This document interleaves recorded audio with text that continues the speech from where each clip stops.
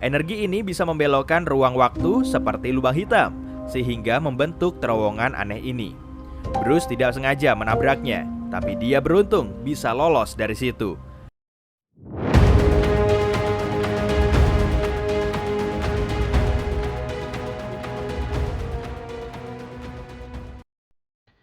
Pesawat bermesin tunggal Beechcraft Bonanza memang bernasib naas kala itu. Di dalamnya, pilot Bruce Garnon membawa dua penumpang, ayah dan mitra bisnisnya. Mereka lepas landas dari Pulau Andros di Bahama dan terbang ke arah barat laut menuju pesisir Florida. Saat itu, tanggal 4 Desember 1970. Coba lihat peta. Kalau kamu menarik garis dari Kepulauan Bermuda, Puerto Rico, Miami, dan kembali lagi ke Bermuda, bentuk apa yang terlihat? Ya, benar. Segitiga Bermuda. Area yang dikenal telah menelan 2.000 kapal laut dan 200 pesawat secara misterius selama ratusan tahun. Pesawat Bruce Gernon pun tak luput dari ganasnya segitiga misterius ini. Tapi, seharusnya sih penerbangan ini sama saja seperti penerbangan yang kerap Bruce lakukan. Biasanya, waktu tempuhnya sekitar 1,5 jam kalau tanpa gangguan atau fenomena aneh lain. Semua awak pesawat juga biasa-biasa saja, layaknya sedang melakukan perjalanan rutin menuju kantor. Namun, kali ini semuanya berbeda. Mereka akan menghadapi situasi yang sangat ganjil. Bruce lepas landas lalu mencapai ketinggian standar. Hal aneh pun langsung terjadi. Pada ketinggian sekitar 300 meter, Bruce melihat awan kecil yang mendekat. Tapi kok terus membesar? Bukan karena jaraknya semakin dekat loh, tapi ukurannya yang semakin besar. Bruce harus menerobosnya dan ia berhasil keluar dari awan itu. Awan misterius lain kembali muncul pada ketinggian 3.500 meter. Ukurannya sangat besar, jadi dia juga harus menerobosnya. Dia pun berkonsentrasi, mengambil napas dalam-dalam dan akhirnya melaluinya. Saat itu kondisi di luar pesawat sangat pekat, seperti tengah malam. Semuanya gelap gulita, tapi tak ada awan badai maupun hujan. Bruce mulai khawatir dan tiba-tiba terlihat cahaya putih yang terus berkelebat, hilang dan muncul seperti petir. Tentu saja pilot ini tahu kalau itu bukanlah petir. Cahayanya sangat benderang sehingga menerangi area sekitar. Setelah terbang selama 30 menit, Bruce baru sadar kalau awan ini sama seperti awan sebelumnya yang dia lewati saat pesawat mulai naik. Cuma kali ini berbentuk pusaran, sehingga pesawatnya terbang melewati bagian tengahnya. Lebar awan ini sekitar 1,6 km dan seolah tanpa ujung. Bruce mengira dia tak akan bisa keluar dari situ. Tapi 1 menit kemudian, dia melihat cahaya di hadapannya. Pesawat itu bergerak lurus ke depan dan hampir lolos dari awan yang mengerikan. Tapi tiba-tiba terjadi hal aneh lagi. Lapisan luarnya terus menyempit, seolah menelan pesawat. Alat navigasi pesawat mulai sulit dikendalikan. Kompasnya bergerak sendiri ke arah berlawanan. Peralatan elektronik juga tidak berfungsi. Sepertinya pesawat itu telah dikendalikan oleh kekuatan lain atau mulai bergerak dalam suatu aliran. Bruce mati-matian berusaha untuk mengambil kendali, tapi gagal. Pesawatnya terus terbang di dalam terowongan itu. Dia berusaha meloloskan diri dan bertekad untuk tetap bertahan agar bisa membagikan pengalamannya. Awan itu terus mengecil dan melingkupinya seperti pusaran. Bruce tak bisa buang-buang waktu. Dia harus segera keluar dari situ. 20 detik kemudian, dia mengalami saat-saat yang paling menegangkan di hidupnya.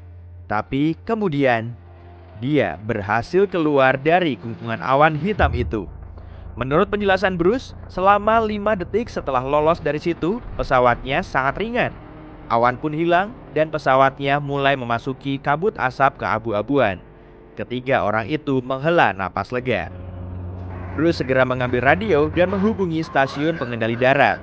Dia ingin para petugas menginformasikan lokasi pesawatnya. Tapi saat mengecek di layar radar, si petugas malah kebingungan. Pesawat Bruce tidak terdeteksi radar dan seolah tidak pernah ada. Tapi kemudian, si petugas menjelaskan kalau lokasinya sudah ada di ruang udara Miami. Nah, sekarang giliran Bruce yang kaget. Ini semua pasti salah. Beechcraft seharusnya menempuh jarak sekitar 400 km. Perlu diingat, waktu tempuh biasanya sekitar 90 menit. Tapi kali ini cuma 47 menit. Dan pesawat model ini cuma bisa terbang dengan kecepatan sekitar 290 km per jam. Coba kamu hitung deh. Pasti mustahil kan? Si petugas pasti salah baca radar. Tapi saat awannya menghilang, Bruce tahu dia memang ada di atas Miami. Pesawat itu mendarat dengan selamat. Saatnya memecahkan misteri ini. Memangnya apa yang telah terjadi selama penerbangan? Bruce mengecek sisa bahan bakar, kemudian jam tangannya. Setelah menghitung-hitung, dia malah tambah bingung. Konsumsi bahan bakarnya tidak sesuai dengan jarak tempuh yang seharusnya. Bruce tidak mungkin salah kalkulasi dong. Dia pilot yang sangat berpengalaman. Saat usianya masih 20-an saja, dia sudah mengantongi 600 jam terbang. Dia juga hafal betul dengan ruang udara yang telah dilintasinya itu. Semua bukti yang ada seolah menunjukkan pesawat Bruce telah melompati hampir setengah jarak tempuh biasanya. Dengan peristiwa ganjil ini, pria itu pun mulai berpikir keras. Dia bahkan berkonsultasi dengan para ahli dan profesor, tapi tak ada yang bisa menjelaskannya. Jadi, Bruce mengusulkan teorinya sendiri dan bahkan menulis buku tentang pengalamannya itu. Dia menyimpulkan peristiwa itu disebabkan oleh kabut listrik disertai kilatan putih. Namun, ada juga yang berteori kalau energi gelaplah yang menyebabkan lompatan waktu tempuh ini. Ya, betul. Energi gelap yang membuat alam semesta semakin mengembang. Energi ini bisa membelokkan ruang waktu seperti lubang hitam, sehingga membentuk terowongan aneh ini. Bruce tidak sengaja menabraknya, tapi dia beruntung bisa lolos dari situ. Karena itulah, dia berhasil melesat sampai di ruang udara Miami. Tapi, energi gelap hanyalah teori yang menjelaskan hal yang tak bisa dijelaskan. Sampai saat ini, tidak ada yang bisa menjelaskan kenapa Bruce bisa menempuh jarak sejauh itu dalam waktu yang begitu singkat. Tapi, ada beberapa detail yang bisa dijelaskan. Menurut catatan arsip, terdapat 84 bintik matahari yang dilaporkan pada hari itu. Begitu juga angin surya dahsyat yang bergerak dengan kecepatan hampir 700 km per detik. Ini bisa menyebabkan gangguan pada magnetosfer bumi, sehingga mengacaukan peralatan dan radar pesawat. Jadi, teori Bruce tentang kabut listrik bisa jadi benar. Lalu, bagaimana dengan awan anehnya? Ternyata, awan ini sering kali terjadi di area tersebut. Di sini tekanan rendah dan tinggi sering bertemu. Akibatnya, terbentuk awan.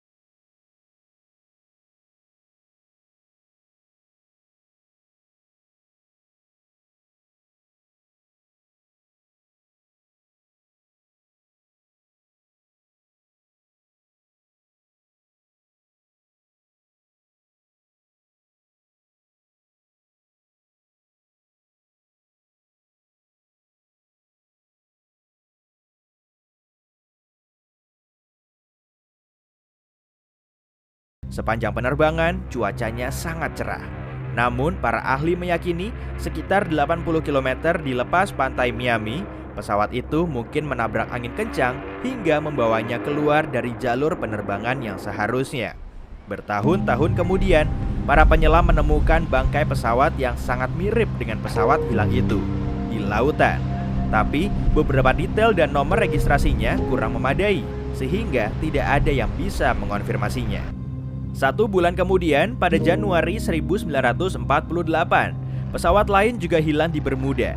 25 penumpang dan 6 anggota kru lenyap begitu saja di area antara Azores dan Bermuda. Misteri hilangnya pesawat ini serta sekian banyak insiden lain belum juga terpecahkan.